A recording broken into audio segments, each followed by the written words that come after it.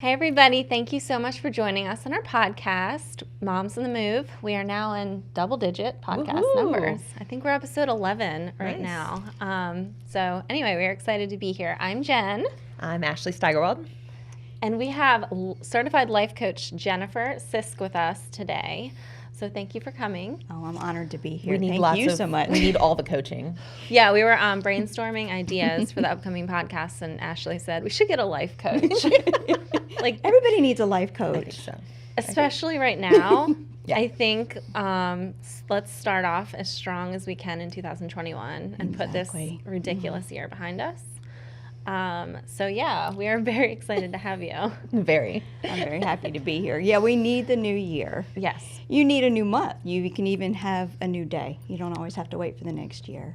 Right. To make changes and to see the positive and to figure yourself out.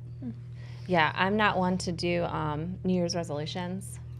I've never even done one because I think I'm just going to fail it. I already know that. You give up before you start? I give up before I start. I'm not going to do it. I do tomorrow's resolutions and I'm going to have a good breakfast. Yeah. And that's when I'm starting my day. There you go. There you go. But how'd you get into life coaching? Yeah. I think for me, I had to have been on my knees with myself at some point in my life, come out the other side of it, to be able to help somebody else. And 10 years ago, I realized I had a severe binge eating disorder. Didn't know that's what it was. I thought I just had no self-control and had, an issue with food. Yeah. And I actually Googled my symptoms when I was 42 years old, and all of the things came up that I could check the box on. And I was excited and terrified at the same time, because excited that I could get help, terrified that there was something wrong, or I felt there was something wrong. So I got help immediately, came out the other side of it, and realized that a lot of what we deal with starts very early in life. And I didn't want anyone else to get on the track they didn't deserve to be on in life. And at 11 years old, I got on a track, and I call it the fat track, but it could be I'm not enough track. I'm not athletic enough, I'm not smart enough, I'm not thin enough, I'm not big enough, coordinated enough, just not enough. And you can get on a track in life and believe it, and it will hold you back, and you don't even know that you're on it. So when I came out the other side of this and recovered, healed, and grew, I wanted to make sure that the rest of my life was dedicated to helping people get off of the track they don't deserve to be on, because the track is essentially a lie. Wow. Yeah, we had another guest on before, and we were talking about that you make the decision to tell yourself certain things. No one else is making that decision for you.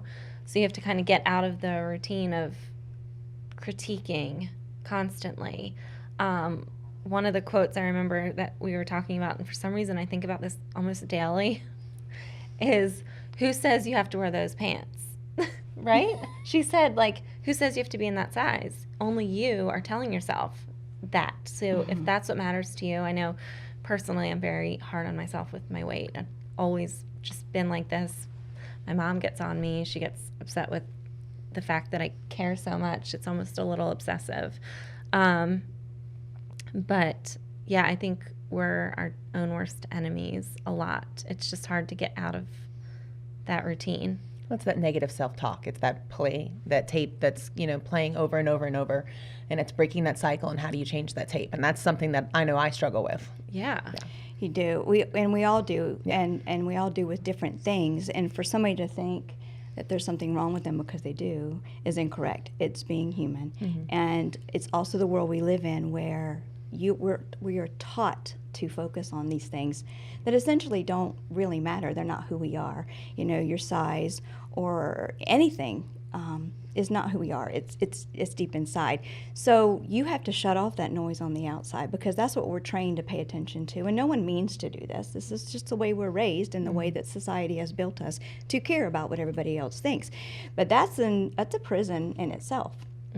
And to reverse negative self-talk, it can be very exhausting at first, because you're going to realize just how much you do it to yourself, how much you think things bad about yourself, or that you could do better, or that you're just not quite there yet all day long. I was riddled that from the time I got up to the time I went to bed.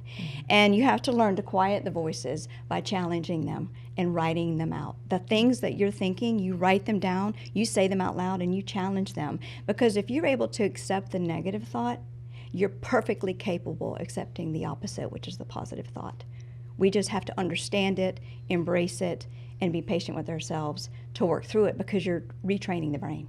So you have to write it down. That sounds like horrifying. You're like, write it down. And I was like, oh my gosh, that sounds like horrible. Like, No, when you write Probably something be down, appalled yeah, by yourself. Yeah, exactly. You're going to go, that's not true. That's not true about me. So when your brain will tell you all kind of things. First off, just because you think it doesn't make it fact. Not about yourself and not about someone else. And it also doesn't necessarily mean it comes out of your mouth. Just because we think something doesn't make it fact. So that that critic is most of the time just a negative liar. So you ignore that. You reverse the thought. I shouldn't say ignore. Write it down, and when you look at it and you challenge it, you realize just how ridiculous it is and how untrue it is. And you write the positive or the opposite next to it. That's just one way to challenge things. You can literally, like I did, I'd be unloading the dishwasher and I would have a negative thought just randomly attack me, and out loud I would say the opposite and look like a crazy person. But that's what I did when I wasn't able to write it down. When I was busy doing something, I would just talk out loud. And I talk to myself all the time because I'm going to fight those demons. They're there and everybody has them. And so we just have to argue with it and retrain the brain to think the positive. And you will feel better when you do. And it's a process. You can't do it in 2 weeks. How long does it take usually? Oh, gosh. It depends on you. And it depends on how much you believe in yourself and how much you want to defeat those thoughts.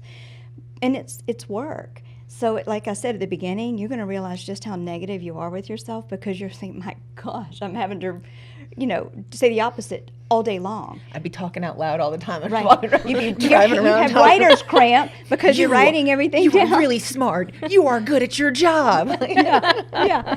You have enough closings this month. You do. It's exhausting.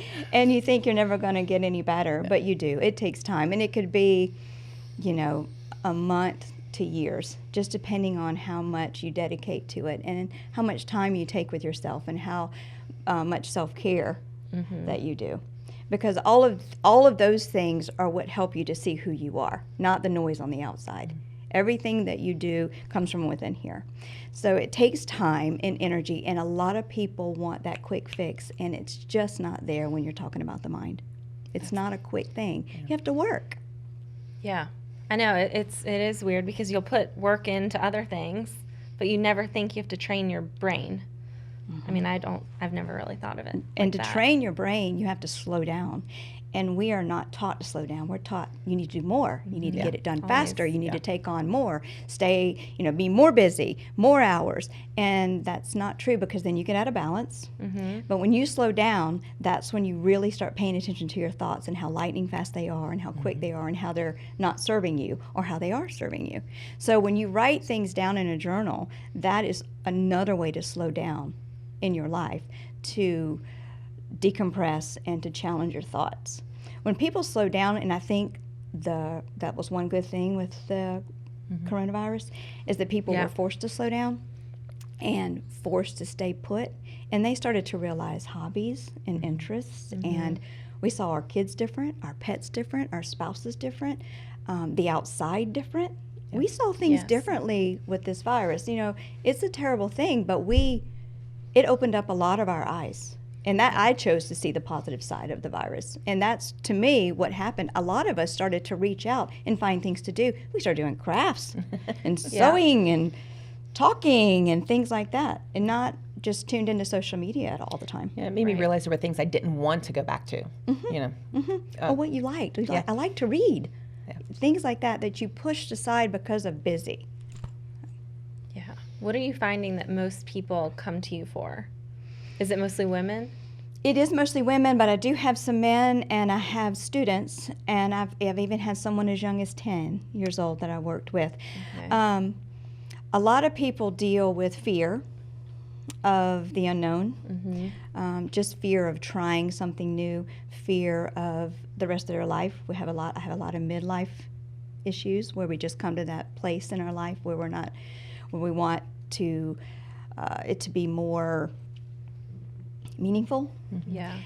So you get a lot of 40s and 50-year-olds that are trying to make the rest of their life mean something, make a difference. So I work with them on that. And then at that same age, our kids are usually moving on, if you have children. I was about to say, I bet it's like an Life identity transition. crisis Right. Yeah. because you're being the caretaker until, then all of a sudden, They're gone. what are They're you? gone. Yeah. Yeah, and you feel a little lost. I remember when both of mine actually did leave, I remember standing in the middle of the den, what do I do?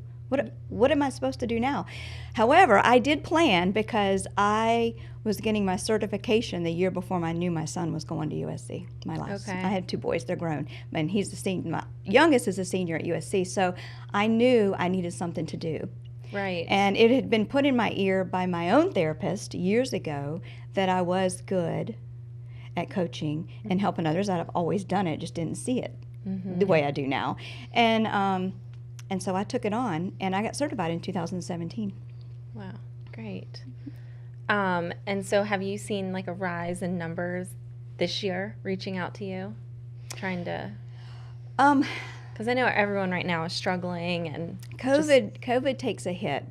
Takes a financial hit on everyone. Yeah. Mm-hmm. It takes that they're afraid of the unknown. Am I going to have a job? Am I going to be okay? So it got a little quiet, but slowly people are coming back because they need help. They need Yeah. that positive reinforcement to know that we're going to be all right. And you have to believe it 100%. Right.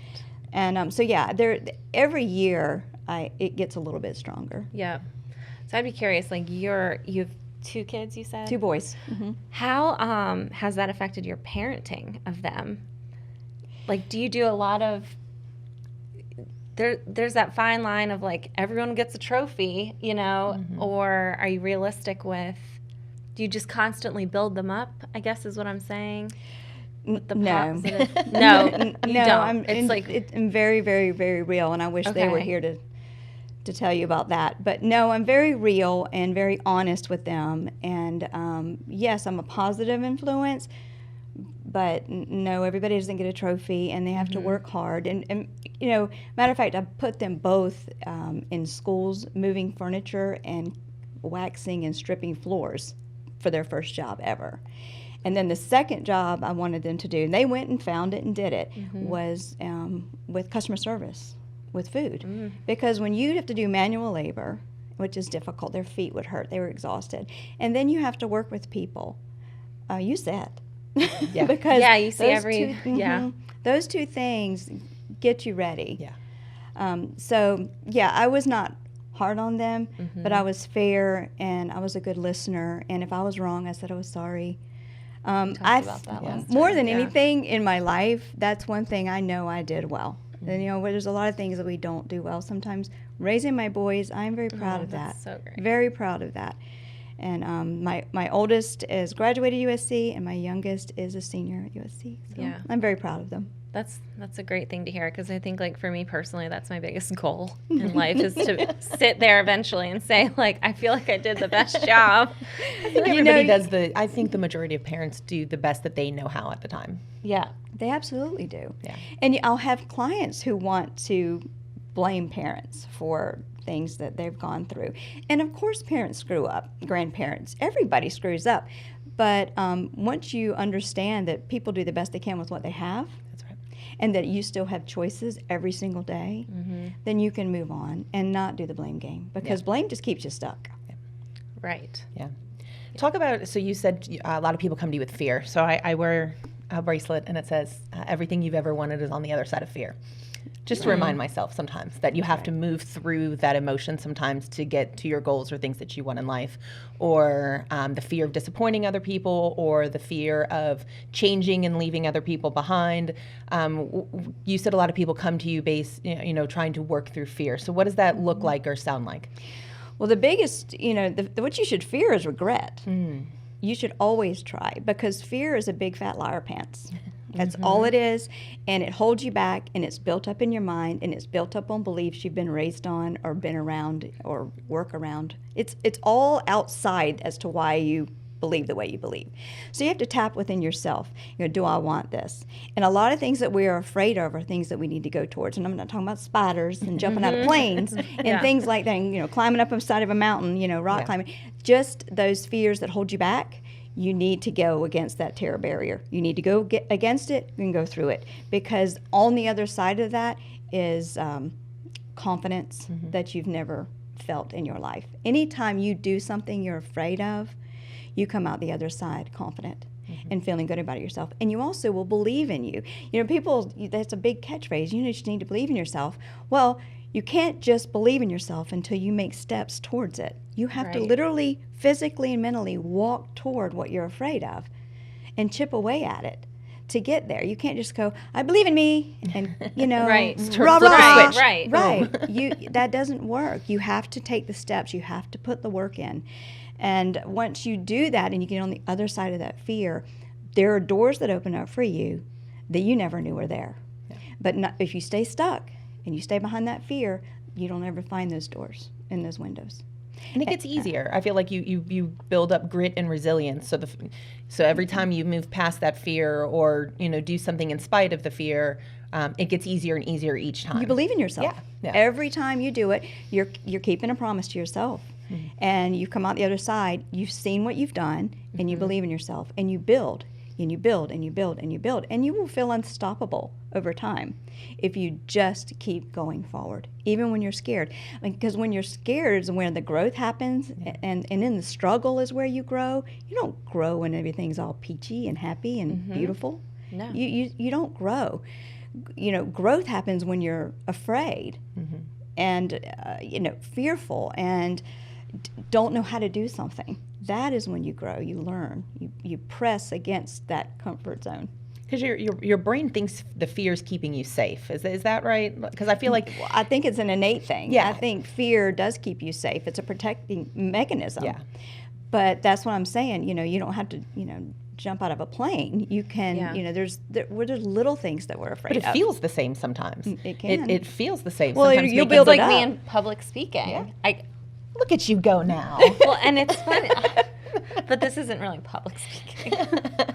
I had such a fear of public speaking, I would not go do it at Clemson. It was a mandatory class, and instead I opted to do a community college far away in New Jersey. So every night I was tracking back and forth, and I'm like, but no one knows me there. I don't care. I don't have to get up in front of my peers at Clemson.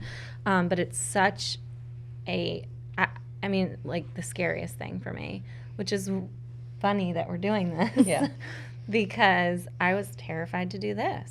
And I mean terrified to do this. And I think it's given me a little bit of like pep in my step, because I think it shows that we actually have done it now. And like I said, double digits. So it's scary, but it's good. It's good to put yourself out there and see what happens, because even before we started, I was talking to my husband and I said, I guess the worst thing would be like we bomb. But then what? You don't die. But I was understanding, I'm like, you'll still be married to me. Yeah. And He's I'll still legally have my obligated boys. to. He has to be married to me. We'll still have the kids, and my friends will still be there. And so let's just see what happens. And we've enjoyed it. Yeah. It was kind of like that with real estate. It was always something I wanted to do. And then it was so foreign to me because I did accounting forever. Just, stuck my head down and kept to myself. And so that was hard to get out there. And all of a sudden kind of, I don't want to use the word pushy, but you have to put yourself out there in real estate, or you're not going to do well. You won't get noticed. You You'll won't. just kind of blend in. Yeah, and even like negotiating, you have to. I be love pretty, negotiating. So I do too, but it's scary. If taking that role on, now I love it. Yeah. With fear, anytime you have a fear, use the 5-second rule.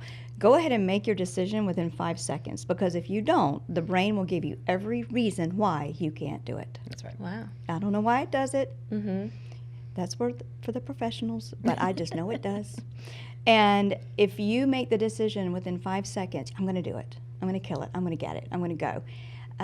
Then it immediately shuts down all that negative self-talk. But if you sit there in it for a while. And overthink it. Yeah. All of the overthink. reasons of why you shouldn't do this will start to take over, and you'll believe them. I was asked, before I was even certified, I was asked to do a huge, like, ballroom speaking engagement. I didn't know that at the time. She had called me in and sat me down and said, we saw your video. It's on my website. She said, and we wanted to see if you would be one of our speakers. And I said, of course, I was following my own advice, and I said yes rather quickly. Yeah. And she said, wow, really? She said, that's wonderful. She said, there's going to be at least 400 people there. Oh, see, I'd be fainting. Well, it was, yeah.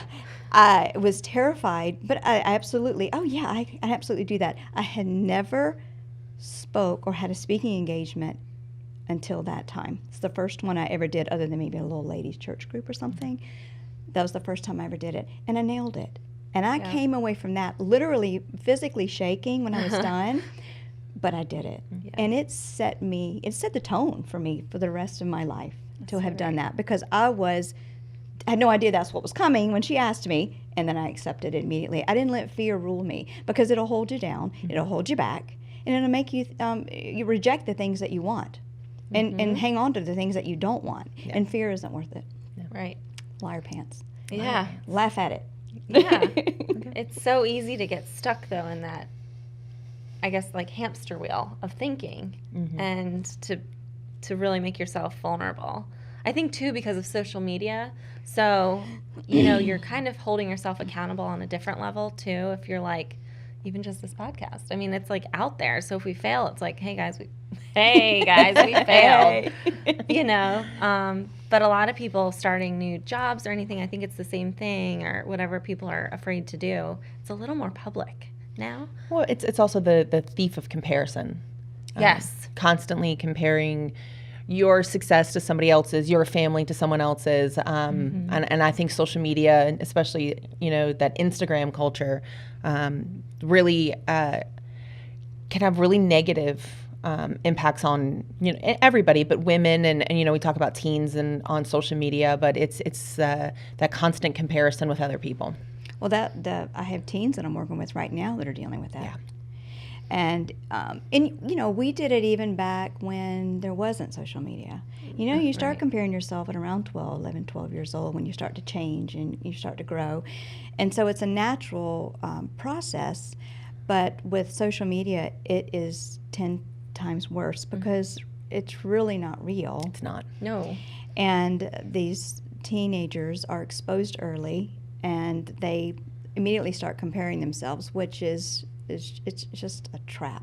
Yeah. Yeah, because it is the most awkward time in life, and they're comparing to unrealistic. Filters people. and Oh, yeah. the best, the best photo out of 150, you get to see the best one. Yeah.